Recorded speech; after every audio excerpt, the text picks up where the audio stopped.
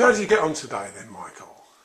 Well, I got on all right, Dad. In the 6 hours that I was gone, it was all right. Did you manage to get to the wedding today? To Esther and Greg's wedding? No. Well, what happened then? Funny you should ask. Basically, what happened was, so I got there about 45. I got there about 45 minutes late because so I had to go from Langdon, which is here, in Essex, to like basically Richmond area, which is there, down there. Sorry. I did that, and I was thinking when I was there, I thought I could go see Cam from here. I was looking at the thing, I just go Cam's house, but he had to go to a wedding this weekend, so who knows what would happen if I turned up at his house. Anyway, so I got there, I got as far as Earl's Court, and then it stopped for ages at Earl's Court, and then what turned out to be the case was there was a signal failure some stations down, so that final part of the district line that I needed was suspended from Earl's Court to Richmond and to Ealing Broadway. The one part I needed to get to ruled out of it, right? So then they go, oh right. The next question. Why, when you got there? No, we're not getting to that yet. I'm building it up. So when they go, oh yeah, you've got to get the Piccadilly line instead. Of course, it's all mumbled over different. And what? And then you're trying to hear, and then all the trains are going past. And you can't hear what's. You can't hear what's going on. But it said, oh, go to the Piccadilly line instead. And I checked the thing. And I thought, what can I do here? Oh, right, go Acton Town. I thought, you can go Acton Town, and then I can get to another bit backwards, and then I can go down to Richmond. Because when I get to Richmond, I've got to go on the overground to get to this place in Hounslow. So I thought, right, I'll do that. And when I'm on the Piccadilly line, or wherever the hell it was, I think it was Piccadilly line, it sort of metamorphosised as I'm on it into something else. They basically decided that it was going to be half District line, half Piccadilly line. So it just started stopping at stops that weren't even on the thing. And I don't know if everyone else was just disturbed by it as me, but just all these stations were being stopped. And I'm thinking, what's going on? Where am I going to go now? Because at this point, I had like 40 minutes to get to this wedding that didn't exist, and so. I go, so it's all stopping at these random stations. I get to Acton Town or whatever. I think it was Acton Town. Yeah, and then I got on some other train that took me to, was it Turnham Green or something, and basically you couldn't get any further than that. So then I was like one stop away from getting to the overground, but you couldn't get there because this line was gone. They were making a big song and dance out of it, like all these severe announcements. Oh, the district line specifically is not on. Everyone, listen. District line's gone. I'm calling in a Piccadilly line service to come and get you. If you want to go to Richmond, I'm calling in a service. I'm calling in myself. He's talking as if he's doing this big deed. But then he's going, I'm calling in myself, and it will go to Hammersmith, which was the other way. I think, oh God. So anyway, I had to do the one thing that I never do, which is get on a bus. I thought, well, I've got to get to this bloody thing. I can't wait around because it's not going to. The district line's not going to go back to normal. So I asked some random bloke who was getting coated off by this woman. Oh, I've got to get this now, have I? Oh, this train's not there. Oh, well, that's brilliant, isn't it? Like, as if like he's just doing it to piss her off. Anyway, this bloke told me, yeah, down the end of the street, you go around there, and then there's the first bus stop there. So I go down this random street. Turnham Green was quite nice though. It was all well-to-do and nice shops. Anyway, got to this bit, the bus stop, and then luckily there was like this weird camaraderie, as is always the case when something slightly goes wrong. That's when the English people come together. There's this sort of old woman, old bloke. They went together. The old woman was mad. Like she was really commandeering and controlling everything. Like she was telling me things to do and stuff. I'll do this now. And there was this little woman. Anyway. They were all talking about their train being, they needed to get somewhere. I think the little woman needed to get to a job interview. I was like, oh, I'm going to this wedding. And they were trying to help me figure out ways to get there. They were like, you can get on this other one. I was like, no, don't worry. So this old mad woman went, yeah, I think you should do that. Yeah, I think you should do that. Like she was talking to me as if she was like my horrible like stepmom or something. And then when a bus come, she went, "Go on there and ask him. Go on." And I was like, "Yeah, all right then." I was like, "Yeah, okay." And then as I was walking towards the bus, which I didn't want to do, get on this bus just to ask this guy a question. She was like, "Go and ask him. Go on!" Like talking to me as if like, I'm really kid. Anyway, they were relatively helpful to me. Anyway, I got on the bus that they didn't want me to get on because I knew it was going to Richmond eventually. Of course, the thing on the thing goes 6 minutes, like 6 minutes into the bus route, right? It's 6 minutes where you are, and 15 minutes is Richmond, so that's about 10 minutes. I thought, fine. It actually took like half hour to get there because everyone stops at every stop, and they're not listed on things. Well, I don't know what buses because there's no rules. There's no set structure. Like you really essentially do what you want. Like there's not. You get on the bus. There's not a thing like on the train where it goes you're here and then you can go. You have no idea where it's going. It's only that bus is the first one I've been on where they actually tell you what stop's coming up. Usually it's just and the signs don't talk to the driver, and you don't know unless you know the area. You don't know when to get off. Anyway, it took forever to get there. And this bloke started talking to me next to me, going, "Oh," because he heard me on the phone tomorrow. He was like, "Oh, there's a problem with the trains." And he kept talking about his family was with him going to Kew Gardens, and he seemed really, he seemed like he was gay. And I thought, "Oh, he can't be gay, or he's in denial or something because he says he's got his family, and there was like a little kid there." And it seemed at one point he turned and talked to the little kid, and went, "Oh, what's that?" And, I think the only reason he talked to me, perhaps, was that he was this promiscuous gay man. Just because it turned out the family that he was with was just his old mum and dad, so he's obviously probably not married or anything, because he was obviously gay, and he just kept talking to me about stuff like, "Oh, the train, oh, the wedding, oh, weddings are always the harsh one." He said, "Yeah, there's always a problem when you're trying to get to a wedding. Like, one time my top button fell off or something." I thought, "That's not a problem at all. You're not the groom." So, and then at the end he said, "Well, I'll see you around." And like, then I thought, he's a gay man trying to cut men probably, even though he's nice and tried to help me, he tried to think things, but like, see you around, he probably thinks that I live there and I'm like on the scene or something. That's what I took it as. Eventually got to Richmond station just by a bus, like it's like by going to the old days or something. Got in there, get on the overground to Hounslow rail station, which the overground trains there are so different to every train I've ever been on, because they're like, overground trains are, they give you everything. There's like a little thing if you want to charge your laptop, there's, you know, a little room where the driver or whoever, whatever he is, sits in the middle of everyone. He sort of sits there with his little can of Coke and talks into the microphone, you can see him, and everything's all nice, you know, there's all little tables that fold out, there's a load of room. Anyway, I eventually got there, I walked the wrong way. By this time it was like about half hour, 40 minutes late.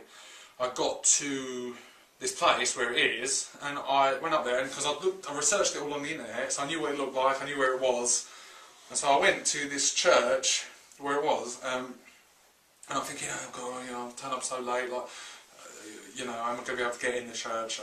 The answer was no. Could I get in the church? No. Church was locked, and I'm thinking, oh, they've locked it down because the thing's going on. But then also I thought, well, nothing's actually going on inside there. Like, there's no sound, there's no anything, there's no one around. Did you happen to speak to anybody to find out if it was on that particular time, or, you know, pushed back later? Well, so I was just wandering around the church because there was nowhere. And this is the other bizarre thing. There's no there was like very little car park. There was no benches like there always are at churches, like just outside. So I couldn't sit anywhere. So basically, the only option was to wander around this church a bit and see if I could do anything. I went around it like twice, and there was like little doors at the back. There's like a bell, I rung that, I thought maybe there's like some little person that sits out at the back that will let me in.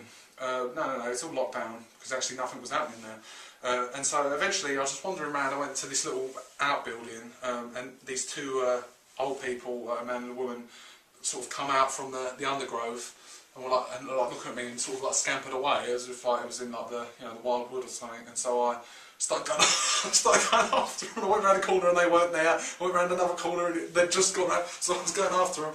And I eventually caught up with them, and they just looked at me like, and I said, "Oh, excuse me, you know, what? Mr. and Mrs. Excuse me, Mr. Mead, you've been my mum and dad." I I'm still waiting for my bloody thing from America. The guy deleted his account, by the way, the thing that's meant to be coming to me. He's deleted off eBay. So anyway, we digress. Go back to your story. Yeah, I know, I'll edit this down if I ever put it anyway. So they were going, oh, we're just here to fetch a cross from inside this room.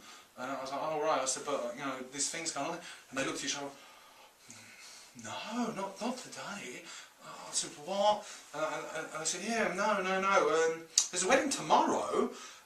Yeah, 2 people that come here actually are getting married. And I said their name. And I said, do you know what they're called? She went, I can't remember. So I told her, and she just didn't acknowledge that I just told her some names. She just went, And so, but they were really helpful. Like, they were trying to figure it out. Like, no, it's not today because, you know, we had a rehearsal yesterday. The wedding's tomorrow. I said it can't be tomorrow because everything I got is specifically for today. Everyone says it's today. Everyone says it's here. She went, have you got like the name of the church right and stuff? I showed her the map. I said, look, I put the postcode into this thing. It led me directly here. I showed her this thing. She went, yes, that's the right place.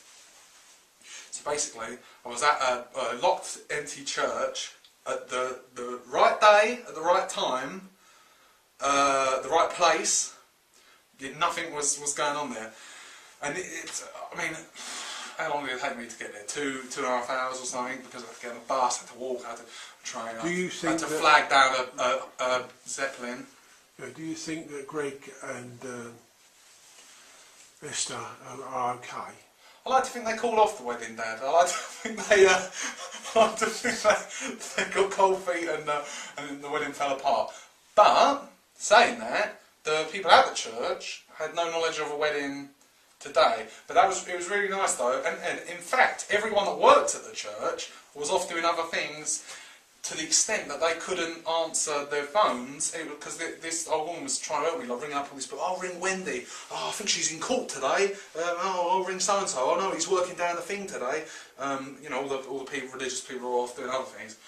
So I don't know what happened. Mum said ring Esther, so I tried ringing Esther, thinking like that's what they kept telling me. Oh, I'll ring someone involved. I said I only know her number, and she's meant to be getting married. So I rang her number. The phone wasn't off. The phone just rung and rung and rung. So then I was like, screw it, I go home. I thought I had enough of this. Why don't you try again, Michael? Because I sent her a text after that and said, look, I turned up, Esther. There's nothing there. I took every instruction. Nothing happened. So that was that. And I turned around and thought, right, I'm just glad to go home now after all this. I just thought. So how long did it take you to go there and back then, Mike? It must have taken me about 6 hours to go there and back. But as soon as I realised that there was no wedding, I was glad because one, I didn't have to worry about filming it. One, I no longer had to worry about being late to it, which I was. Not my fault at all. I could have got there, you know, 20 minutes early had everything gone right, but then everything was screwed. Now I ended up being like an hour late or whatever. All the trains and everything was mad. So it took me 6 hours. But as soon as it turned out that it wasn't a thing, that it wasn't going on, as I say, I was relieved because I didn't have to film it, didn't have to worry about being late, didn't have to. It made more sense, at least, then, that there was actually nothing going on, as opposed to, I've got it and it's locked, and now what do I do? But at least then I thought, oh, I was going now. And then the only problem then was just the amount of time. It took like 2.5 hours to go, and you're just on the bloody district line forever, just rolling one stop. It goes for like 3 minutes, and then one stop, and then go for 5 minutes. And it's just the same thing, and there's a load of little idiot kids out everywhere. Well, let's hope that Esther and Greg and both families are okay. Perhaps, yeah, they'll be right. You know, but anyway. But there was no wedding scheduled at that thing for today, so do with that what you will. Anyway, what was I going to say? Just probably go on the internet and look up everything. Well, perhaps you can get in touch with Esther's father. Perhaps maybe. Probably use a carrier pigeon. He does like World War I and stuff. Anyway. And then so when I got back to, because these trousers are really long, when I got back to the station, Hounslow Station again, I was sitting there for ages waiting for the thing to come to take me to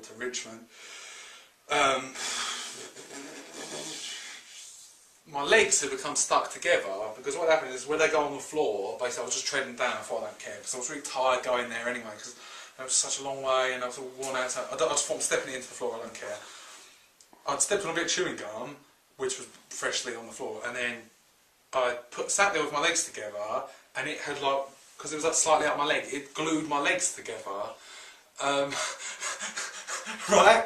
But not like Laurel and Hardy, like I was coming out doing this. Like I just looked down and I thought, what's going on now? And there was a bit of chewing gum stuck between both things, and so I just scraped it off with my shoe, and yeah, it fell on the floor and I just kicked it away.